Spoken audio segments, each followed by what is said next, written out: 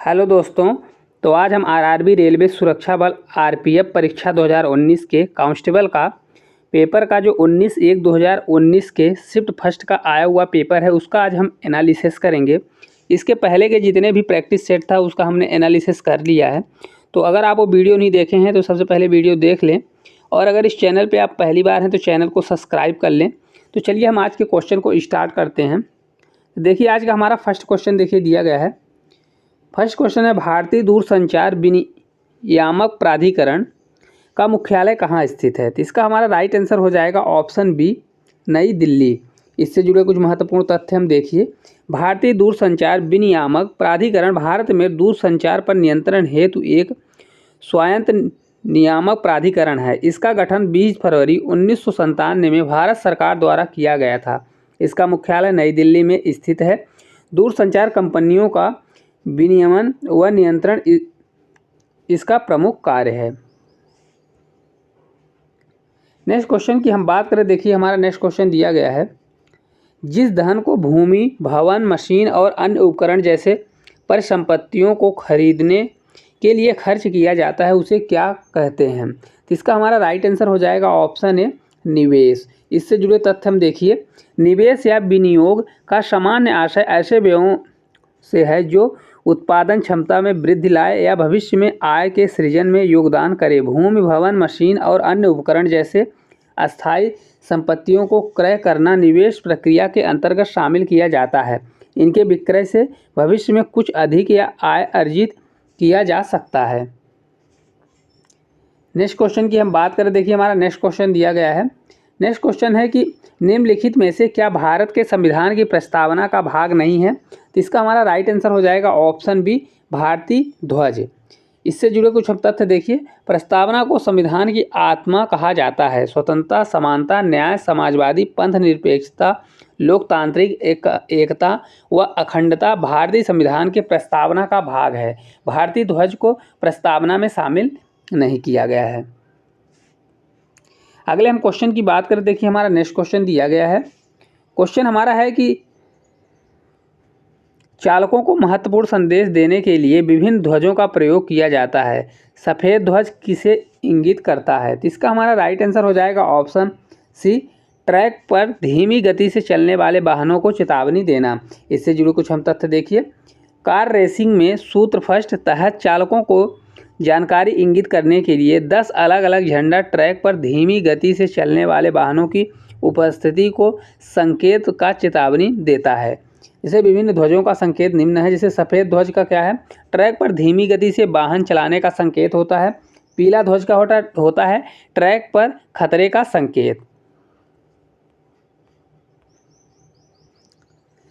अगले क्वेश्चन की हम बात करें, देखिए हमारा अगला क्वेश्चन दिया गया है, जबलपुर शहर किस नदी के किनारे स्थित है? तो इसका हमारा राइट आंसर हो जाएगा ऑप्शन डी, नर्मदा नदी। इससे जुड़े कुछ हम तथ्य देखिए। विंध्य पर्वत श्रृंखला में स्थित जबलपुर नगर नर्मदा नदी के तट पर स्थित है। नर्मदा नदी मध्य प्रदेश के अनूपपुर जिले के अमरकंटक पठार से निकलती है। यह पश्चिम की तरफ बहते हुए अरब सागर में गिर जाती है। इस नदी को मध्य प्रदेश और गुजरात की जीवन रेखा भी कहा जाता है।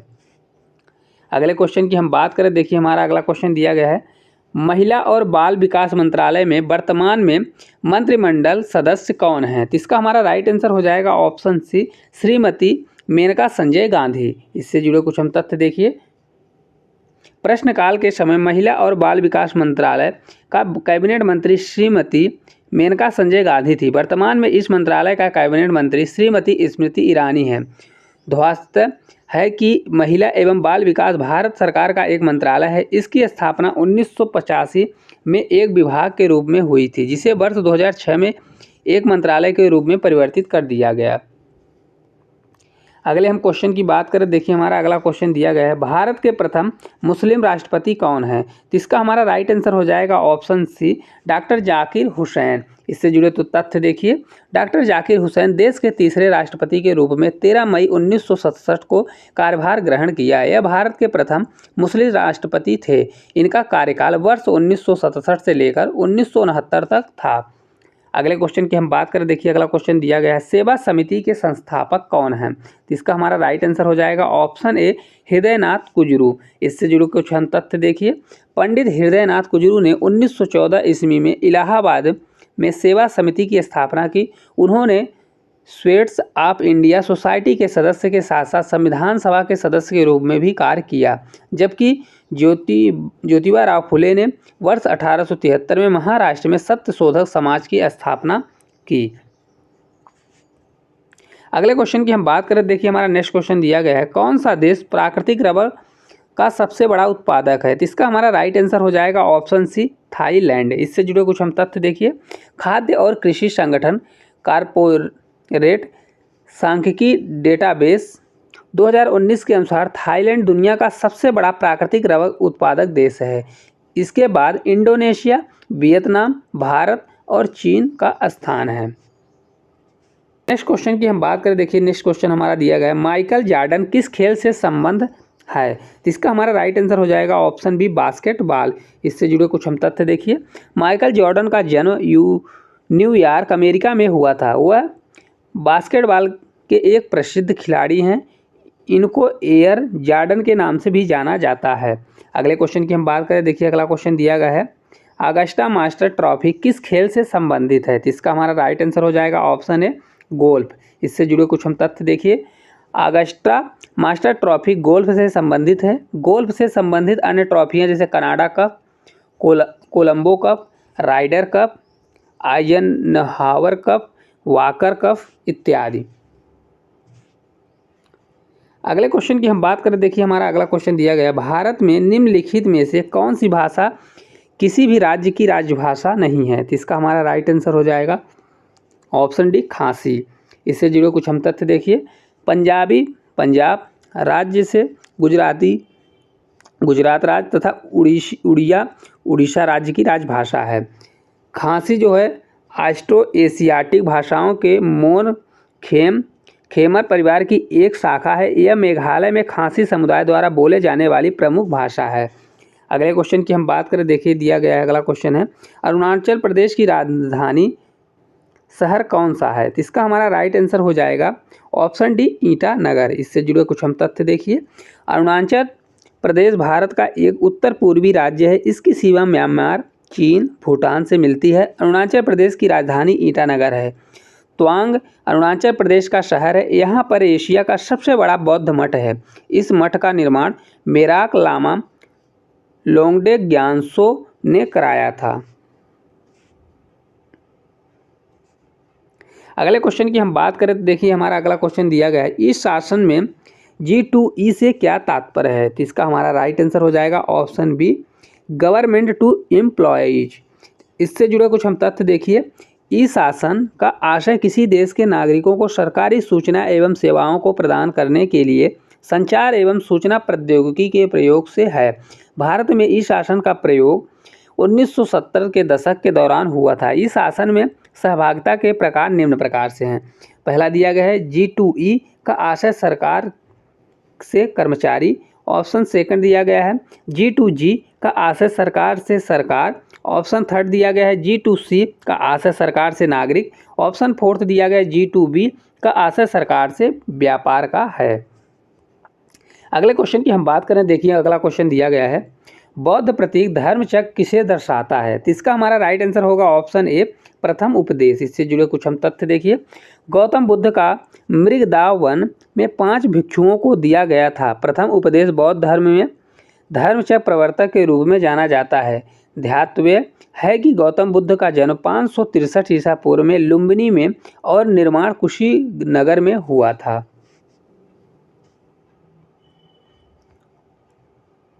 अगले क्वेश्चन की हम बात करें, देखिए अगला क्वेश्चन दिया गया है, फास्फोरस के लिए प्रतीक क्या है? तो इसका हमारा राइट आंसर होगा ऑप्शन डी पी। इससे जुड़े कुछ महत्वपूर्ण पॉइंट देखें। फास्फोरस का प्रतीक पी होता है।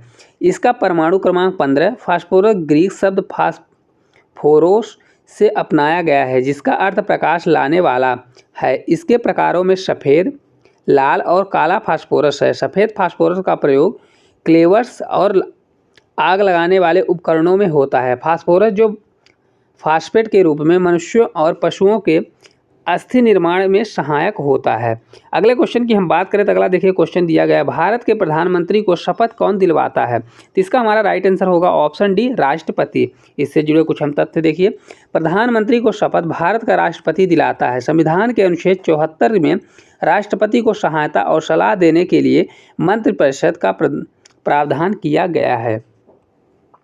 अगले क्वेश्चन की हम बात करें, देखिए हमारा नेक्स्ट क्वेश्चन दिया गया है, घनत्व की एसआई इकाई क्या है? तो इसका हमारा राइट आंसर होगा ऑप्शन बी, केजी मीटर -3। इससे जुड़े कुछ हम तथ्य देखिए, घनत्व का एसआई मात्रा किलोग्राम प्रति मीटर क्यूब है। किसी वस्तु के विशिष्ट आयतन के प्रति इकाई द्रव्यमान का मान घनत्व कहलाता है। किसी द्रव्यमान के घनत्व का माप हाइड्रोमीटर द्वारा किया जाता है। अगले क्वेश्चन की हम बात करें, देखिए अगला क्वेश्चन दिया गया है, पानीपत का द्वितीय युद्ध कब हुआ था? इसका हमारा राइट आंसर हो जाएगा ऑप्शन डी, 1556 ईसा पूर्व। इससे जुड़े कुछ हम तथ्य देखिए, पानीपत का प्रथम युद्ध कब हुआ था? तो यह 21 अप्रैल 1526 को बाबर एवं इब्राहिम लोधी के बीच हुआ। पानीपत का सेकंड युद्ध 5 नवंबर 1556 को अकबर की सेना एवं हिंदू शासक सम्राट हेमचंद विक्रमादित्य हेमू के साथ हुआ। अगले पॉइंट की बात करें, पानीपत का तृतीय युद्ध किसके बीच हुआ? तो 14 जनवरी 1761 को अहमद शाह अब्दाली एवं सदाशिवराव भाऊ के बीच हुआ था। अगले क्वेश्चन की ओर हम बढ़ें। नेक्स्ट क्वेश्चन की बात करें, दिया गया है पीपीएफ का पूर्ण रूप क्या है? तो इसका हमारा राइट आंसर होगा option C, public provident fund. इससे जुड़े कुछ हम तथ्य देखिए, पीपीएफ का पूर्ण रूप है पब्लिक प्रोविडेंट फंड है। पब्लिक प्रोविडेंट फंड अथवा लोक भविष्य निधि भारत में बचत एवं कर बचत करने के लिए प्रयुक्त एक जमा योजना है। यह सेवानिवृत्ति के समय धन प्राप्ति का एक साधन है। नेक्स्ट क्वेश्चन की हम बात करें, देखिए दिया गया है, संसद सदस्य राधे श्याम बिस्वास किस राज्य से हैं? तो इसका हमारा राइट आंसर होगा ऑप्शन ए, असम। इससे जुड़े कुछ हम तथ्य देखिए, राधे श्याम बिस्वास असम राज्य के करीमगंज सीट से भारत की 16वीं लोकसभा के सांसद थे। अगले क्वेश्चन की हम बात करें, देखिए दिया गया है, गोवा का लोक नृत्य क्या है? तो इसका हमारा राइट आंसर होगा ऑप्शन ए, मांडो। इससे जुड़े कुछ हम तथ्य देखिए, मांडो नृत्य गोवा का लोक नृत्य है जो गोवा के कैथोलिक लिकों के बीच विकसित हुआ। यह लोक नृत्य स्थानीय गोवा व पश्चिमी संगीत परंपराओं के मिलन बिंदु का प्रतिनिधित्व करता है। गोवा के अन्य लोक नृत्यों में फुगडी, धनगर एवं देखनी है। अगले क्वेश्चन की ओर हम बढ़ें। अगले क्वेश्चन की हम बात करें, देखिए क्वेश्चन दिया गया, भारत के संविधान की किस अनुसूची के अंतर्गत राज्यों के नाम और उनका प्रादेशिक अधिकार क्षेत्र आता है? तो इसका हमारा राइट आंसर हो जाएगा ऑप्शन डी, प्रथम अनुसूची। इससे जुड़े कुछ हम तथ्य देखिए, भारतीय संविधान के प्रथम अनुसूची में भारतीय संघ के घटक राज्य व संघ शासित क्षेत्रों का उल्लेख है। इसका उल्लेख अनुच्छेद 1 से 4 तक है। भारत के संविधान में वर्तमान में समग्र 12 अनुसूचियाँ हैं कि जब भारत संविधान बना था उस समय संविधान में 8 अनुसूची थी। वर्तमान भारत में 28 राज्य व 8 केंद्र शासित प्रदेश हैं। अगले क्वेश्चन की ओर हम बढ़ें। अगले क्वेश्चन की हम बात करें, दिया गया है, कांच, साबुन और कागज उद्योग में निम्न में से किसका प्रयोग किया जाता है? तो इसका हमारा राइट आंसर होगा ऑप्शन है, सोडियम कार्बोनेट। इससे जुड़े कुछ तथ्य देखिए, सोडियम कार्बोनेट एक अकार्बनिक यौगिक है। इसे आमतौर पर NaCO3 या सोडियम कार्बोनेट के रूप में जाना जाता है। इसका प्रयोग कठोर जल को मृदु करने के लिए किया जाता है। साफ सफाई में भी इसका प्रयोग किया जाता है। कांच, साबुन और कागज उद्योगों में सोडियम कार्बोनेट का उपयोग किया जाता है। अगले क्वेश्चन की बात करें, नेक्स्ट हमारा क्वेश्चन देखिए दिया गया है, हम्पी के स्मारक चिन्हों का समूह विश्व विरासत स्थल किस राज्य में स्थित है? तो इसका हमारा राइट आंसर होगा ऑप्शन बी, कर्नाटक। इससे जुड़े कुछ तथ्य देखिए, हम्पी के स्मारक चिन्हों का समूह कर्नाटक के पूर्वी हिस्से तुंगभद्रा नदी के तट पर स्थित है। हम्पी वर्ष 1986 में विश्व विरासत स्थल में शामिल किया गया था। हम्पी में दुनिया के सबसे बेहतरीन और विशालकाय मंदिर बने थे जो अब खंडहर में बदल चुके हैं। अगले क्वेश्चन की हम बात करें, दिया गया देखिए, निम्न में से क्या संघ शासित प्रदेश नहीं है? तो इसका हमारा राइट आंसर होगा ऑप्शन डी, त्रिपुरा। इससे जुड़े कुछ हम तथ्य देखिए, वर्तमान में भारत में 28 राज्य व 8 केंद्र शासित प्रदेश हैं। दिल्ली, चंडीगढ़, पांडुचेरी, दादर नगर हवेली एवं दमनदीप, लक्षद्वीप, अंडमान निकोबार, जम्मू कश्मीर, लद्दाख 8 केंद्र शासित प्रदेश हैं। त्रिपुरा भारत का एक राज्य है। अगले हम क्वेश्चन की बात करें, देखिए अगला क्वेश्चन दिया गया है, मैग्नीशियम हाइड्रोक्साइड के लिए रासायनिक सूत्र क्या है? तो इसका हमारा राइट आंसर होगा ऑप्शन बी MgOH का होल ट्वाइस। इससे जुड़े कुछ हम तथ्य देखिए, मैग्नीशियम हाइड्रोक्साइड एक अकार्बनिक यौगिक है जिसका रासायनिक सूत्र MgOH का होल ट्वाइस है। इसे मिल्क ऑफ मैग्नीशिया भी कहते हैं। इसका उपयोग अपच, पेट में अम्लता को दूर करने के लिए एटासिड के रूप में किया जाता है। अगले क्वेश्चन की बात करें, दिया गया है बर्फ का अपवर्तनांक सूचकांक क्या है? तो इसका हमारा राइट आंसर होगा ऑप्शन ए 1.31। इससे जुड़े कुछ हम तथ्य देखिए, जब प्रकाश एक माध्यम से दूसरे माध्यम में जाता है तो सापेक्ष माध्यम में अपवर्तनांक सूचकांक को सापेक्ष अपवर्तनांक सूचकांक कहा जाता है। बर्फ का अपवर्तनांक सूचकांक 1.31, जल का 1.33, अल्कोहल का 1.36, सेंधा नमक का 1.54 होता है। नेक्स्ट क्वेश्चन की ओर हम बढ़ें। नेक्स्ट क्वेश्चन देखिए, दिया गया भारत का राष्ट्रीय वृक्ष कौन सा है? तो इसका हमारा राइट आंसर होगा ऑप्शन बी बट का वृक्ष।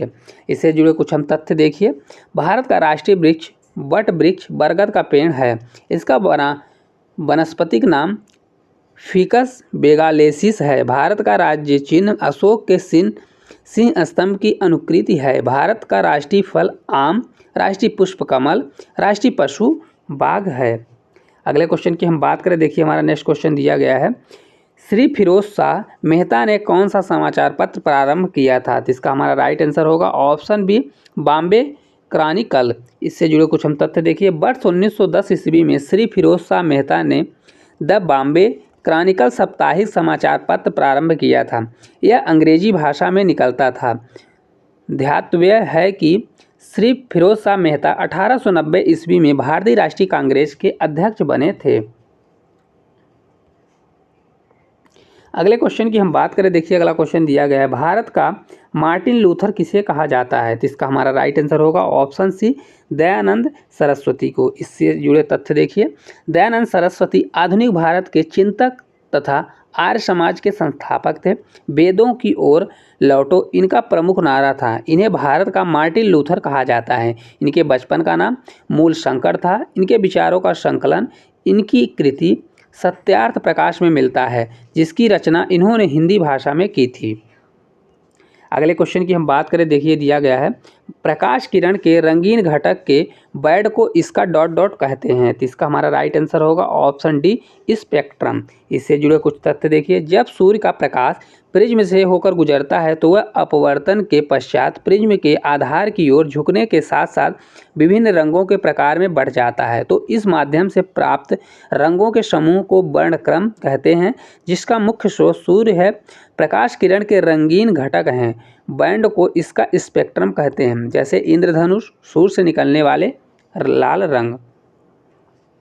अगले क्वेश्चन की हम बात करें, देखिए दिया गया है, विटामिन ई का रासायनिक नाम क्या है? तो इसका हमारा राइट आंसर हो जाएगा ऑप्शन सी टोकोफेराल। चलिए कुछ महत्वपूर्ण विटामिन के नाम और उनके रासायनिक नाम देख लें। जैसे विटामिन ए का क्या नाम है? रेटिनॉल। विटामिन B1 का क्या नाम है? थायमीन। विटामिन सी का क्या नाम है? Ascorbic acid. विटामिन डी का नाम क्या है? कैल्सीफेरॉल। विटामिन ई का नाम है टोकोफेरॉल। और विटामिन के का क्या नाम है? ये फाइलोक्विनोन। अगले क्वेश्चन की ओर हम देखें। अगला देखिए क्वेश्चन हमारा दिया गया है, किस राज्य में भोरम देव मंदिर स्थित है? तो इसका हमारा राइट आंसर होगा ऑप्शन ए छत्तीसगढ़। इससे जुड़े कुछ तथ्य देखिए, भोरम देव मंदिर छत्तीसगढ़ के कबीरधाम जिले के चौरा गांव में है। इसका निर्माण नागर शैली में नागवंश के राजा रामचंद्र ने 7वीं से 11वीं शताब्दी ईस्वी में करवाया था। इस मंदिर को छत्तीसगढ़ का खजुराहो बोला जाता है। अगले क्वेश्चन की हम बात करें, देखिए अगला क्वेश्चन दिया गया है, ओदंतपुरी विश्वविद्यालय किस राज्य में स्थित है? तो इसका हमारा राइट आंसर होगा ऑप्शन डी बिहार। इससे जुड़े कुछ तथ्य देखिए, ओदंतपुरी विश्वविद्यालय बिहार में स्थित है। एक प्राचीन विश्वविद्यालय था। इसका निर्माण 7वीं शताब्दी में पाल नरेश गोपाल ने करवाया था। अन्य विश्वविद्यालय जैसे नालंदा, विक्रमादित्य, विक्रमशिला विश्वविद्यालय भी बिहार के प्राचीनतम प्रसिद्ध विश्वविद्यालय हैं। अगले क्वेश्चन की हम बात करें, देखिए अगला क्वेश्चन हमारा देखिए दिया गया है, क्वेश्चन हमारा है कि जापान की राजधानी क्या है, तो इसका हमारा राइट आंसर होगा ऑप्शन सी टोक्यो। चलिए कुछ महत्वपूर्ण देश और उनकी राजधानी और मुद्रा के बारे में जानें।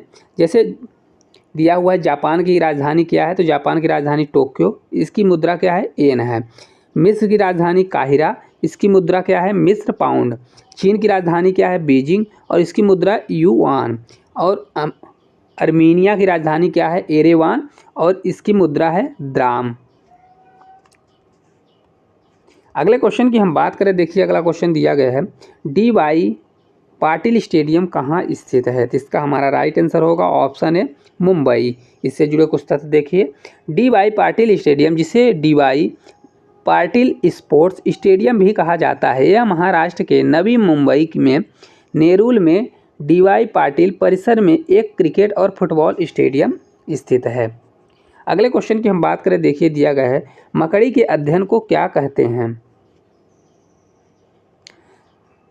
इसका हमारा राइट आंसर होगा ऑप्शन डी मर्कटक विज्ञान, इसे आर्कनोलॉजी बोला जाता है। चलिए इससे जुड़े कुछ हम महत्वपूर्ण पॉइंटों को देखें। जैसे मर्कटक विज्ञान मकड़ी के अध्ययन को बोला जाता है, पुष्प विज्ञान फूलों का अध्ययन जिसे एंथोलॉजी बोला जाता है, कृषि विज्ञान अग्रोनोमी फलों के उगने का अध्ययन होता है, और प्राणी आचार विज्ञान जैसे एथोलॉजी जानवरों के व्यवहार का अध्ययन करना क्या बोला जाता है, एथोलॉजी बोला जाता है। अगले क्वेश्चन की ओर हम बढ़ें। नेक्स्ट क्वेश्चन की हम बात करें, देखिए नेक्स्ट क्वेश्चन दिया गया है यूनाइटेड किंगडम की मुद्रा का क्या नाम है, तो इसका हमारा राइट आंसर होगा ऑप्शन डी पाउंड स्टर्लिंग। महत्वपूर्ण देश और उनकी राजधानी और मुद्रा को हम देख लेते हैं कुछ। जैसे यूनाइटेड किंगडम की राजधानी क्या है, लंदन, और इसकी मुद्रा क्या है, पाउंड स्टार्लिन। कुवैत की राजधानी क्या है, कुवैत सिटी, और इसकी मुद्रा का नाम क्या है, दिनार। जैसे संयुक्त राज्य अमेरिका का क्या है राजधानी, वाशिंगटन डीसी, और इसकी मुद्रा क्या है, डॉलर। जैसे मलेशिया की राजधानी क्या है, कुआलालंपुर, और इसकी मुद्रा क्या है, रिंगित। अगले क्वेश्चन की हम बात करें, देखिए अगला हमारा क्वेश्चन दिया गया है।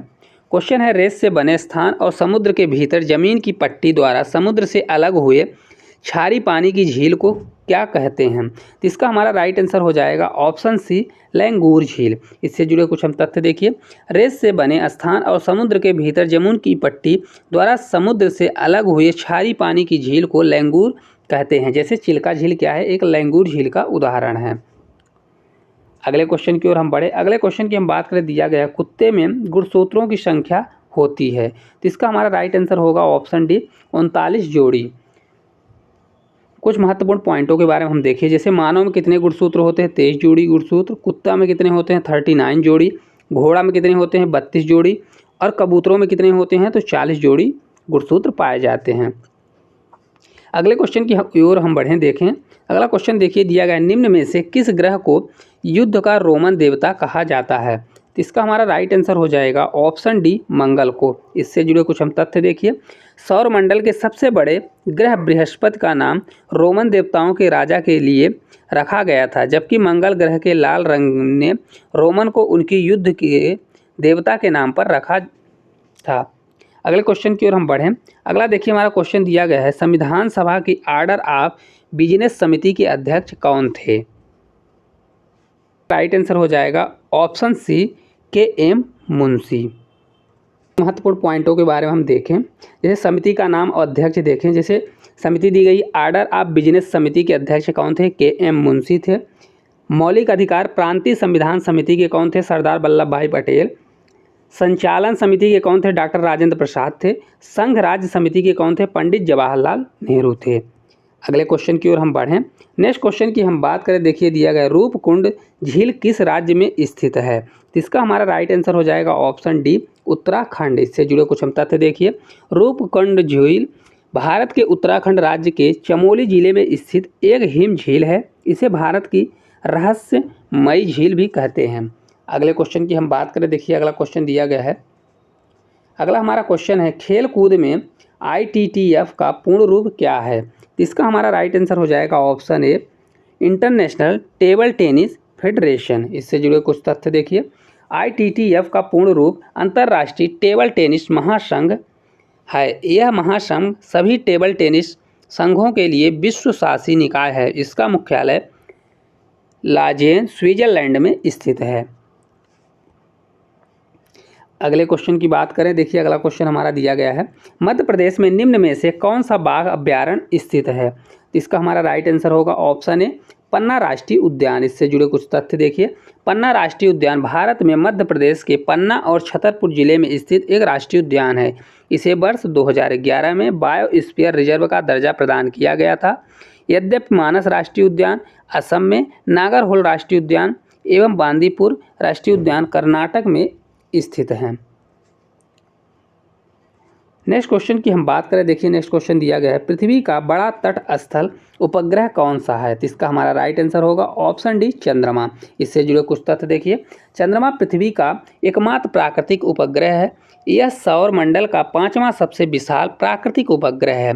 पृथ्वी से चंद्रमा की दूरी पृथ्वी के व्यास का 30 गुना है, जो लगभग 3,84,403 किलोमीटर है। चंद्रमा का गुरुत्वाकर्षण बल पृथ्वी से 1/6 है।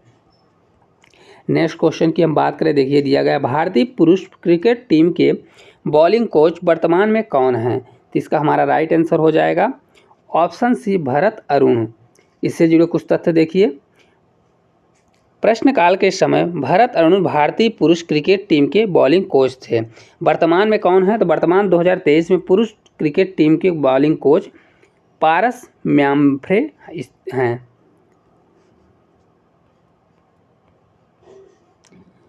अगले क्वेश्चन की हम बात करें, देखिए अगला क्वेश्चन हमारा दिया गया है, दिहांग दिबांग जैव मंडल कहाँ स्थित है। तो इसका हमारा राइट आंसर होगा ऑप्शन डी अरुणाचल प्रदेश। इससे जुड़े कुछ तथ्य देखिए, दिहांग दिबांग वर्ष 1998 में गठित एक जैव मंडल है। यह भारतीय राज्य अरुणाचल प्रदेश में स्थित है।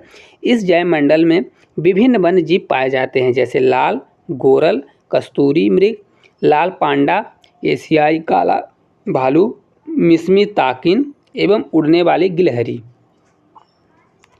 नेक्स्ट क्वेश्चन की हम बात करें, तो ये आज का हमारा आखिरी क्वेश्चन है, 50वें नंबर का क्वेश्चन है। क्वेश्चन हमारा दिया गया है कि 8वीं पंचवर्षीय योजना की अवधि क्या है। तो इसका हमारा राइट आंसर होगा ऑप्शन है 1992 से 97। इससे जुड़े कुछ तथ्य देखिए, 8वीं पंचवर्षीय योजना की अवधि 1992 से 97 तक थी। इस योजना को राव मनमोहन मंडल के रूप में जाना जाता है। इस योजना का मुख्य लक्ष्य औद्योगिक क्षेत्र का आधुनिकीकरण करना था, जो तकनीकी विकास पर आधारित था, जिसे देश के आर्थिक विकास में वृद्धि लाना था। यह योजना 6.8% वार्षिक वृद्धि के सफल रही। तो दोस्तों इस प्रकार हमने 50 क्वेश्चन का एनालिसिस किया। हम आपके लिए डेली ऐसे ही प्रैक्टिस सेट लाते रहेंगे। तो अगर ये वीडियो आपको अच्छी लगी हो तो वीडियो को लाइक और चैनल को सब्सक्राइब जरूर करें। Thank you.